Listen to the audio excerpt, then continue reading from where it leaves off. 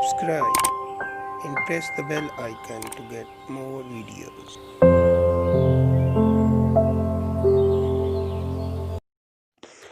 बिस्मिल्लाहिर्रहमानिर्रहीम। अस्सलामु अलैकुम स्टूडेंट्स, आज हम सेकंड क्वेश्चन चैप्टर नंबर 4 का सॉल्व करेंगे। तो चलें, सबसे पहले क्वेश्चन रीड करते हैं। Numan limited was registered with an authorised capital of 40 lakh rupees divided into 4 lakh ordinary share of 10 each, यानी 10 रुपये पार वैल्यू के ऊपर ये कंपनी 40 लाख से रजिस्टर्ड है। The company issued 2 lakh ordinary shares to the general public at par value on 1st July 2016. Subscription date was fixed at 15 July. Passed the journal entries in the books of company. Application were received 2 lakh 30,000 shares. Shares were allotted on 31st July 2016. Also prepare the balance sheet of the company. यानी हमने entries pass करनी है और company की balance sheet बनानी है। तो चलिए सबसे पहले जर्नल एंट्रीज पास करते हैं। ये मैंने जर्नल एंट्रीज़ के लिए यहाँ पे फॉर्मेट बनाया है। 2,30,000 शेयर्स की एप्लीकेशन आ रही हैं जो कि 15 जुलाई तक डेट थी। 15 जुलाई को हम पहली जर्नल एंट्री पास करेंगे जब कंपनी रिसीव करेगी 2,30,000 शेयर्स की एप्लीकेशन।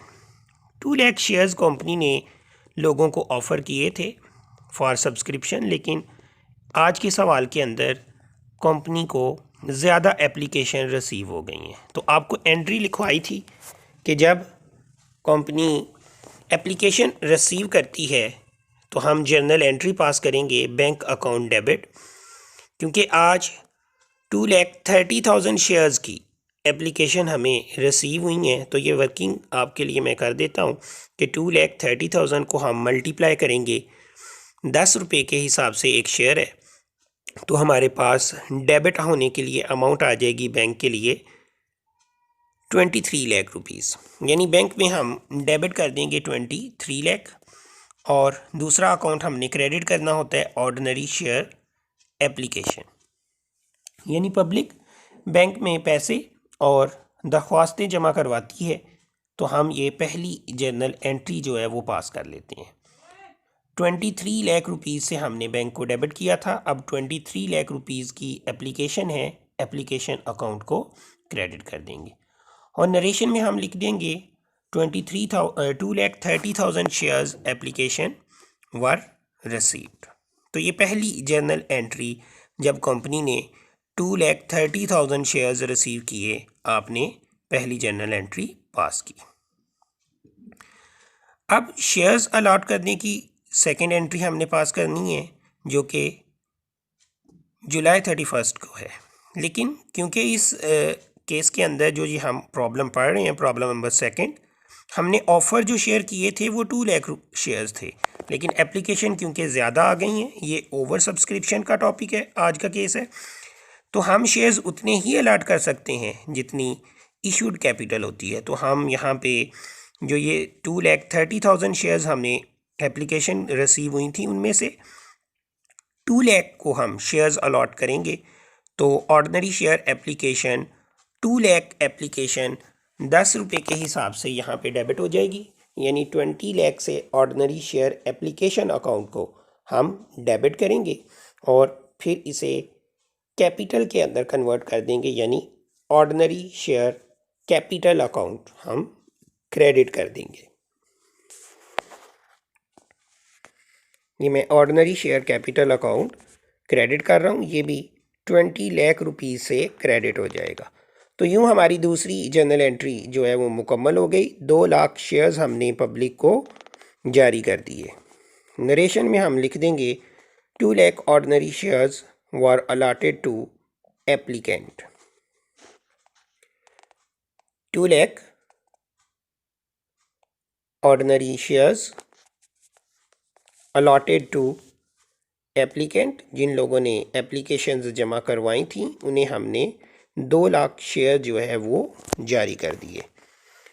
ये दूसरी जर्नल एंट्री मुकम्मल हो गई। आज के इस सवाल के अंदर हमें 3 जर्नल एंट्री पास करनी पड़ेंगी, क्यों कि 2,30,000 शेयर की एप्लीकेशन आई थी और हम जस्ट 2 लाख एप्लीकेशन को शेयर अलॉट करेंगे, और जो 30,000 एक्स्ट्रा एप्लीकेशन हमें आई हैं इसी डेट को, यानी 31 जुलाई को ही हम उन एप्लीकेशंस को रिटर्न करेंगे। तो जो बाकी 30,000 एप्लीकेशंस रह गई थी, अब उन्हें मैं दोबारा यहाँ पे डेबिट कर दूंगा। Ordinary share application account debit हो जाएगा।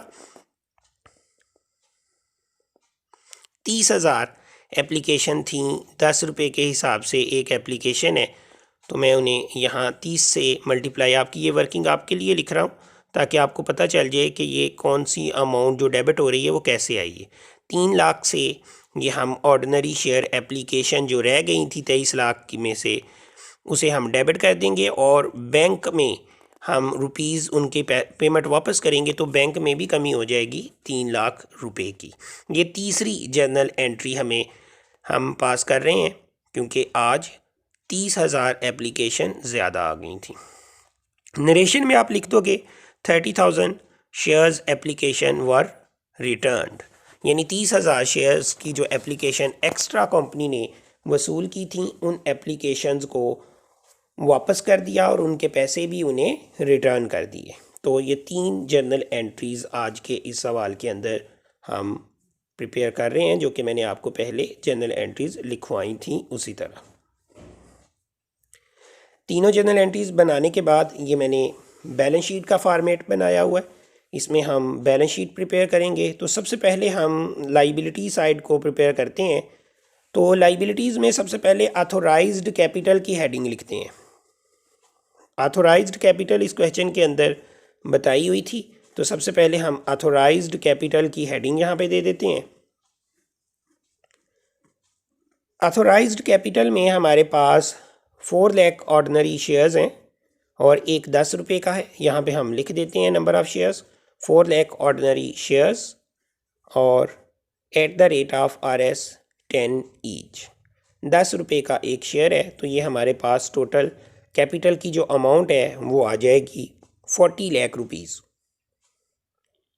40 लाख रुपीज़ हमारे पास जो है वो कैपिटल की अमाउंट आ गई। इसे हम यहाँ पे अंडरलाइन कर देंगे क्योंकि ये जो ऑथोराइज्ड कैपिटल होती है ये जस्ट इंफॉर्मेशन के तौर पर बैलेंस शीट की लाइबिलिटीज़ में शामिल की जाती है। इसका कोई जो है वो टोटल में अमल नहीं होता। ये 40 लाख रुपीज़ हमने यहाँ पे कैपिटल ऑथोराइज्ड जो है वो लिख दी।